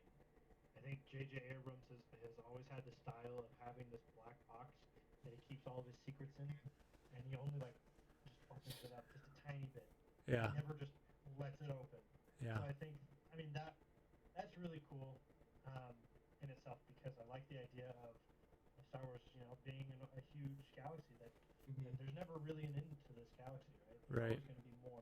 There are always going to be secrets, and the whole thing with it seemed foreshadowing, like the way they shot it, the way that they had the music going, Yeah. where when Rey put those lightsabers into the sand, like there was something. It was a bittersweet, but it was Yeah. also like That- also like a memento. Like, That right there is my least favorite thing. It left me wanting more, and I knew it was going to be the end to a saga. But let's talk. We'll talk about the future of Disney and Star Wars in a second. But yeah, I think that my favorite thing about the movie was seeing that redemption from Yeah. Kylo Ren. yeah, I like And that. Seeing how Rey played a huge part in that. Yeah. I think out of the sequel trilogy, the connection between Kylo Ren and Rey made that whole Yeah. trilogy. Yeah. And seeing it come to where it did in that movie was really great, because you got to see the progression between those two. Yeah. I mean, I would argue. I think I would argue that Kylo Ren saw more character progression than Rey. But I also think that is to be expected a little bit. Well, and when we're looking at from someone that was already good at the beginning of the movie, the beginning of the trilogy, and still is good, Yeah, whereas exactly. like there's a big change there, right? Yeah. To be expected. But at the same time, you see that change though in herself, where she becomes acquainted with the Force, and she feels really powerful, and she's like just completely naive, like, I'm gonna do what's right no matter the cost. I'm gonna be the good person. I'm gonna bring Luke Skywalker back no matter what he says. And then she gets to meet Luke Skywalker, gets to hear about what he went through, and then she learns. She becomes a little less naive, a little less ignorant. And then you get to the last movie where she's like, I actually don't know what I'm doing. I don't know who I am. I'm completely afraid of who I am. And seeing that, and seeing how Kylo Ren actually helps her find that through adversity, Yeah. I think it's really Yeah. powerful. Yeah. Agreed. That's probably one of my favorite things about that movie too. It's and I know some people think it's cheesy, but I think her taking the name Skywalker at the end was Hey, really. what are you gonna do? Call your? Oh yeah, I'm a Palpatine. You're gonna get strung up behind a space horse and dragged over until you bleed to death, right? You can't go by the name Palpatine. And who was she really raised by? Like Right. if you were adopted, you wouldn't go by your unknown parent's name that came into your life like in your 20s. What you go by Simon Pegg's character? And I love that image of like Ray who, and even though the dialogue was kind of like, okay, well, why do you care, And no one cared. No one asked Obi-Wan who, Yeah. So Yeah. Well, you guys. Actually, I think it was poetic too. Like her, I mean, the whole movie was about her, wanting to be who she was, and not being Sure. afraid of that, Sure. and accepting who she was. So I can understand how people would say how it's a little counterproductive that she ended up not being comfortable with who she was by saying that she was someone else. Yeah. At the same time, she's taking back her identity, saying that this is who I am. Yeah. I'm this person. Yeah. And there's nothing the universe could say or tell me that tells me otherwise. I am this person. She's making her own path. Yeah, I get. I am the tree in the ground. You move, not All right, so you guys have any other final thoughts you want to say on Rise of Skywalker before we move on? No. Okay. That last shot with, or not the last shot, but the part where you have Palpatine in the space battle going on up above, and Oh. he sends out the lightning. Oh yeah, you see that It was, yeah, it's so cool. that the true power of the Sith to me, that was that like the that was visually stunning. You didn't see that with surround sound. If you don't have surround sound. Oh yeah, That moment is so amazing. Yeah. Just the audio and Now going back to Last Jedi, that was one of my favorite things about Last Jedi was the visual effects were and the audio. You know, stunning, just absolutely stunning. the camera work was also really good. Yeah. in Last Jedi. All right, so That's one of the redeeming qualities. Of it. Not to mention real quick on one more thing on Rise of Skywalker. Rise of Skywalker also has the coolest lightsaber, hands down. Like that switch. mechanic- okay, I just learned something about that. That was supposed to be Palpatine's. Daisy Ridley came out. That was supposed to be Palpatine's lightsaber. Daisy Ridley came out and said that how annoyed she was with Kathleen Kennedy for taking out a scene that they had been filming for 2 months. They had been filming a scene with Kylo or Ben Solo and Rey duking it out with Palpatine. That was Palpatine's double-sided lightsaber, and they took it out. It's not going to be on the Blu-ray. You can clearly see it was part of her staff, though. No. Well, I don't believe that. So- at all. so she was supposed to get that's what the whole vision was her taking over the throne, her assuming the mantle of the Sith, her defeating Palpatine and killing Palpatine out of hate and becoming a Sith, right? That was what the vision was. So it might have been her. Regardless, that's anyways. I don't want to fall too far off. Let's move on here. Guys, thanks again. It's an interesting question, that last part you did talk about, and I guess we can move on real quick after this. But like the whole killing me in hatred thing, is it metaphorical, or is it really like if you kill someone in hatred, you are like? If you, I think it's a little bit of both. If you let the darkness in to kill someone in hatred, not only in this universe, but any universe you're in, you are letting the darkness in, and it is extremely difficult to come back from that. Ben Solo did not kill his father out of hatred. He did not kill Han Solo out of hatred. He killed him because he thought that's what he had to do to prove himself. Yeah. So, I think there's a lot of expanded universe lore about the rule of two. That's a part of it. yeah, It talks about when a Sith kills his master, yeah, they become one. They're trying to take the whole role or the dyad yeah. thing. But it's not a perfect thing. Yeah. So they talk. There's more about that. There's more lore about how Palpatine became one with all the Sith because he killed his master the way his master killed his master. Yeah. And gaining his power, they're just multiplying their power together. Yeah. Well, it just kind of it kind of builds on Anakin too a little bit, on like indirectly, like how many people did he kill out of hate, you know? So like, Yeah. and very quickly too. Like he did not. It was like in a matter of a night, he must have killed hundreds and hundreds of young Yeah. things and. All right. of all I'm kinds. going to move us on, guys. Let's talk about, and I did get a comment here from Jack saying this is the first live stream he's watched all the way through. I appreciate that, Jack. Thank you very much. We had some earlier, Little Squiddy did leave us, but we thank you for watching, Little Squiddy. We're also, let's talk about I don't want to talk about them too long. We're at an hour and a half here now. Star Wars stories. So we got Solo and Rogue One. I'll just start. I'm just going to tell you my favorite things about both of these in one. They gave us more. Rogue One felt like I was watching a movie from the books I used to read. It was good. It was detailed. It was different, but it still belonged in the same universe as Star Wars. Solo was one of my favorite things about that is they brought a character that we had seen get sliced in half back to the big screen. And why that's significant, if you're not sure why, if you haven't watched the Clone Wars, that gives validity to the shows that are happening, the animated shows. When I first started watching the Clone Wars and Rebels, I thought I was watching a kid's show. I was wrong. Season 2, Season 3 of Clone Wars, they figured out that they were writing to adults, and they kept on writing that way. It is a great show. If you take out the animated fact and just watch it for a good Star Wars story, fantastic. Anyways, I don't want. Yeah. I guess I People, could. people have that hurdle of like not understanding that animation is just an art form. Why does it have to be associated as like a child thing? You know? Yeah, And no, it's it really shouldn't. like, That's yeah, this culture that we're in. That's more so an American culture that we have that we struggle with, and I think that's changing as our generation and the generations to come, grow older. We're going to find the animated stuff becoming more and more popular. One, because it's not as expensive to make. You don't have to hire actors. You can do voice actors. It's not as expensive. it takes and gives. You know? Well, sure, yes. Go ahead. Go ahead. I was gonna say, I think one of the things that I really liked about Rogue One, Solo, and Rebels was it showed us an in-depth look in their own way of what it was like to live under the Empire. Yeah. Because you didn't get much of that in the movies because you don't have much time, you know.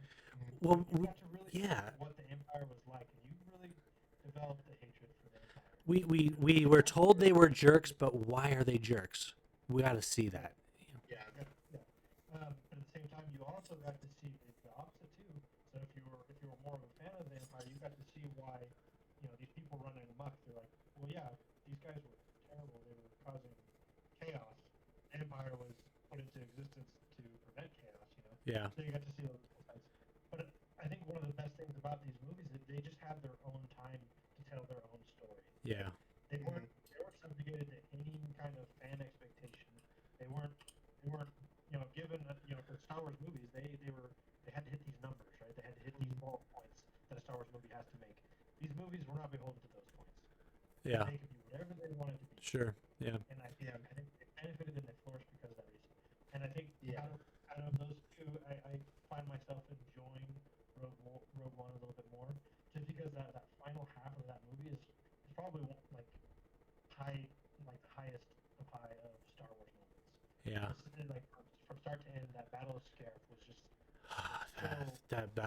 the last 45 minutes of Rogue One was Star Wars at its best. We've ever gotten. Yeah. Again, because it felt like I was watching something I read out of a book. Like it took my imagination. It felt like they were just pulling right from my head almost sometimes. Anyways, okay. So Kyle, let's. Oh man. So Kyle, let's lump all this up. Star Wars stories, TV shows. Brady, you the same. What do you like about them? Which one's your favorite? Including the Mandalorian. We haven't really talked too much about the Mandalorian. What do you like? What does that do for Star Wars to you? Well, like, honestly, some of my favorite characters and stories have come out of these extra stuff. Like I read the movies, but if we're talking like characters that are real standouts over these last few years, especially where we've gotten this influx of new Star Wars content. I mean, there's a few that stand out, like Cal Kestis from Jedi Fallen Order from a video game. Yeah. Unsuspecting, great, fantastic character. Which, by the way, as I understand it, correct me if I'm wrong, the video games that are coming out now are now canon, which means they fall in line with the story. So whereas before you could play a video game and it didn't make any difference to the universe, but now that Disney has control, everything is wrapped into the same universe. So Kyle Kestis, what are some other stuff we have? Battlefront even.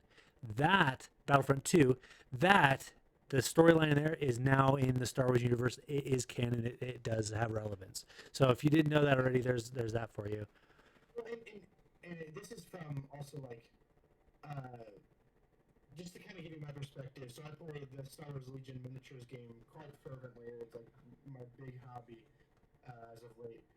And originally it started off with just characters from the original trilogy, but now we're getting characters from expanded lore. We're getting Iden Versio from Battlefront 2 in Star Wars Legion. Like these characters, while at face value they're like, oh, that's just a small offshoot. That's like a side character.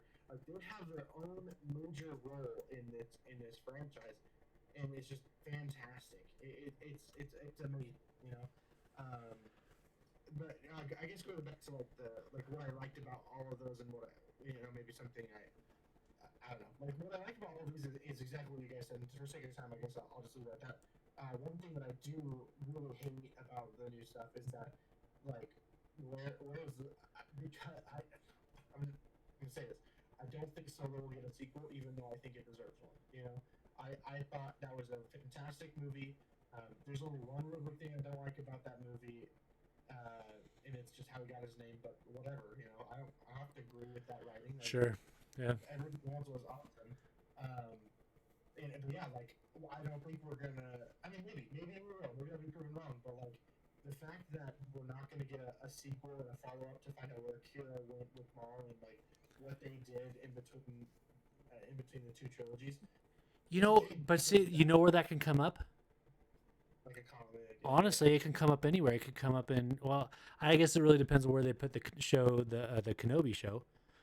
But honestly, Maul and Obi-Wan, there's going to be something there. But I don't know if because I don't know what they're going to do. I don't know. I've been joke saying this for a long time, so take it with a grain of salt. But like, I wouldn't put it past the current story team at Lucasfilm to say like, oh, Obi-Wan totally force killed Maul, and now they're buddy cops on Tatooine. Like, I'm just saying. Let's talk about the future of Star Wars and a couple other things, and then we'll wrap it up for the night. We just learned that I can't pronounce it. What's his name? The writer director of Thor Ragnarok has been assigned a Star Wars movie. That's going to be good. Now, I am one that believes that humor and Star Wars don't really mix that well. There's been a few instances where it has, and usually it's a little dad joke from Obi-Wan, or it's a snarky remark for Han Solo. I didn't really pick up on the vibes from Poe in the new stuff, so I don't really get this humor. But if anybody can bring humor into Star Wars, I trust this guy. He did a great job with Thor and other things that he's done. Right? Like if it was just like a mainline story, then yeah, it might not be as great as what it could be. But I don't think it's gonna be that. I think we're talking like Tag and Bink kind of story. We're talking like the Scout Troopers from The Mandalorian. Yeah. I think we're gonna get. Well, something that's like that. he. So he directed that episode. If you didn't know, he directed That's the. why Okay. Everyone was pushing for it so bad because he was amazing. Like I want just like a Scout Troopers, like red versus blue Star Wars. Yep. Like, Yep. Why are we on the Death Star? Well, you see, we're on the Death Star because they have a rubber base over there, and they have a rubber base over there because we have a Imperial base over here. Army called it out. He recognized that he's directed the season finale as well. Yeah. That was the best episode too. And again, why Jack? You were saying you've I don't know if you've watched this too, but Rebels, the TV show, brings even more relevance into the Mandalorian too. Because if you don't want spoilers, I won't say it, but there's something that happens at the end of the episode, the last season finale of Mandalorian, that is pulled directly from the Rebels show. So if you haven't watched the Rebels show and you want to understand what was going on there when what's his name, the guy came out of the TIE fighter with this black saber, you gotta watch Rebels. Gotta. So I'm saying season 2. Yeah. Ahsoka. Oh, they already got season 2 and again. Thank you, Kyle. That it brings more relevance to the Clone Wars with Ahsoka being cast. You gotta watch them. You gotta watch them. Brady, what were you saying? I think when we're talking about the future of Star Wars, I think it's really important to start off with like where we're at now and what we have just seen in the last year. Right? We saw. I mean, maybe Rebels. The last couple seasons of Rebels is a little more than a year past now. But you saw the ending of Rebels, those last 2 seasons, how incredible they were. Not only did they bring in one of the biggest characters from the Legends universe in Thrawn, Yeah. they brought him in and they nailed him, Yeah. but they made him a relatable character that you hated at first, but the more you see him in action, you really like how much of a bad guy he is. You Yeah, really like him as a character. And his books are just so The good. books are so good. The Thrawn trilogy, the new trilogy, is some of the best Star Wars in novel form that I've read in a very long time. Yeah. After that, I tried to go back and read the old ones. And I made like a couple. I was like, can't do this. This is not what I want. Well, especially since it's not. They were good books. I did read the old Thrawn trilogy, but they don't have any relevance anymore because they're deemed non-canon. But the character they held intact. Thrawn is the same character from those books. Right. They took the best parts because they had the experience to work from now. They took the best parts of what made Thrawn himself, and they put that in the show, and they just nailed it. Yeah. Well, So yeah, go ahead. Sorry. I'm just gonna with Rebels, and like they also brought in the mysticism side of the Force. Yeah. Which was incredible too. Like it was just a different side that you felt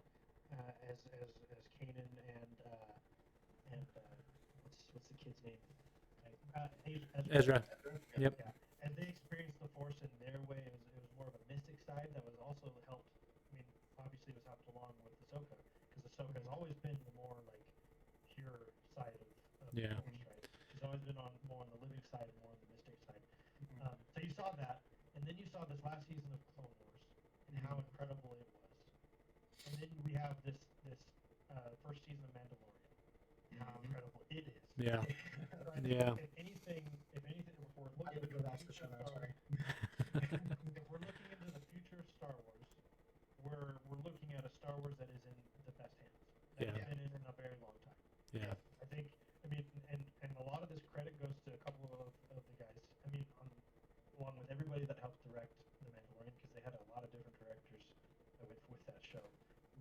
But the creative vision of Favreau and Dave Filoni, like they have really nailed the look and feel of Star Wars. And I think if they continue this progression into the future, we're gonna have a lot of good years of Star Wars ahead of us. Oh yes. When we were watching Last Jedi, we weren't as sure of that. So I think that we're looking in a very positive light. And then just one quick thought about The Mandalorian, just to kind of shine a little bit of light on that show, is I really like The Mandalorian because when Lucas talked about Star Wars from the very beginning, he was talking about how he always wanted to meld or mold or join the themes of Western and Eastern cultures, right? So you had a movie that felt like a Western, and a movie that also felt like it was in the middle of the Eastern side of the world, right? And he put them into one, which I think is why one of the main reasons why Star Wars is so successful. So he combined so many different things from all around the world. Yeah. But The Mandalorian I really appreciated because they really nailed down into the Western side of Star Wars. Like the Mando really feels like he's just a gunslinger. I mean, they call him gunslinger. Yeah. Yeah. He's just an outlaw cowboy going for his bounties until something hits him in the gut and he has to change his ways.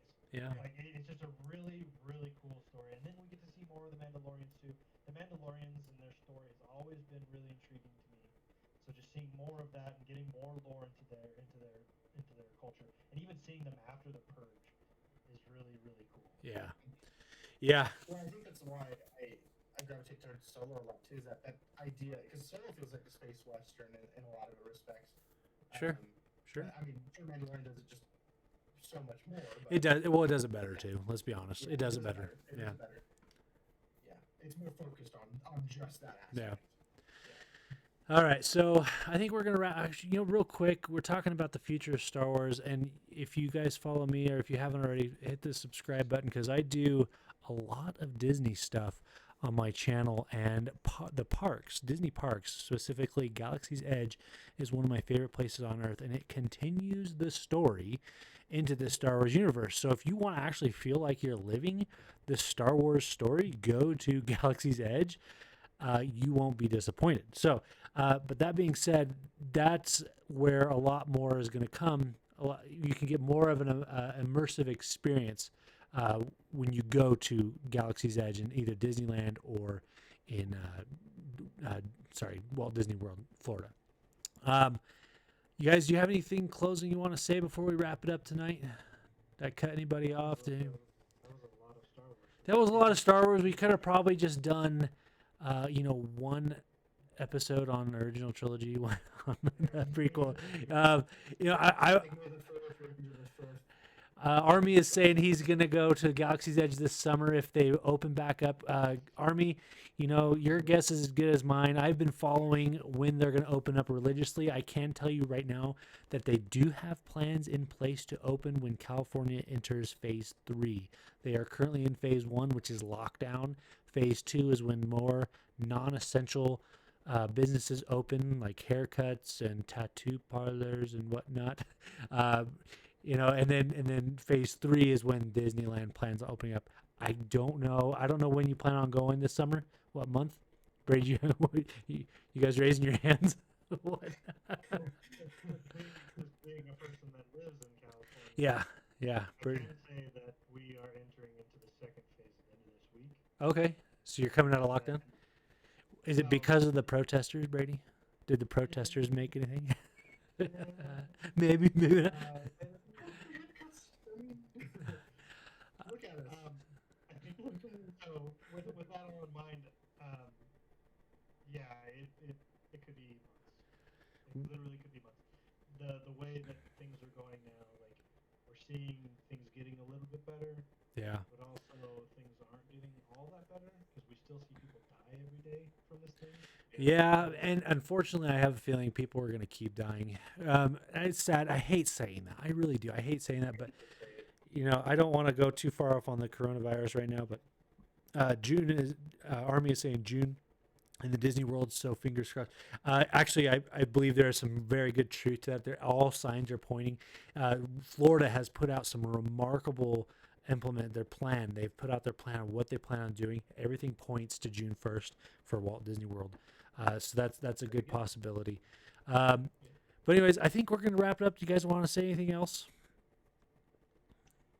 I think we should do this again and do more like either books or games. Yes, I agree. Let's do both, or we'll get back with you guys. I enjoyed this very, very thoroughly. Less, or none of it. Jack, I thank you for joining us today. Thanks for subscribing. Army, Lil Squiddy, thanks for joining us today.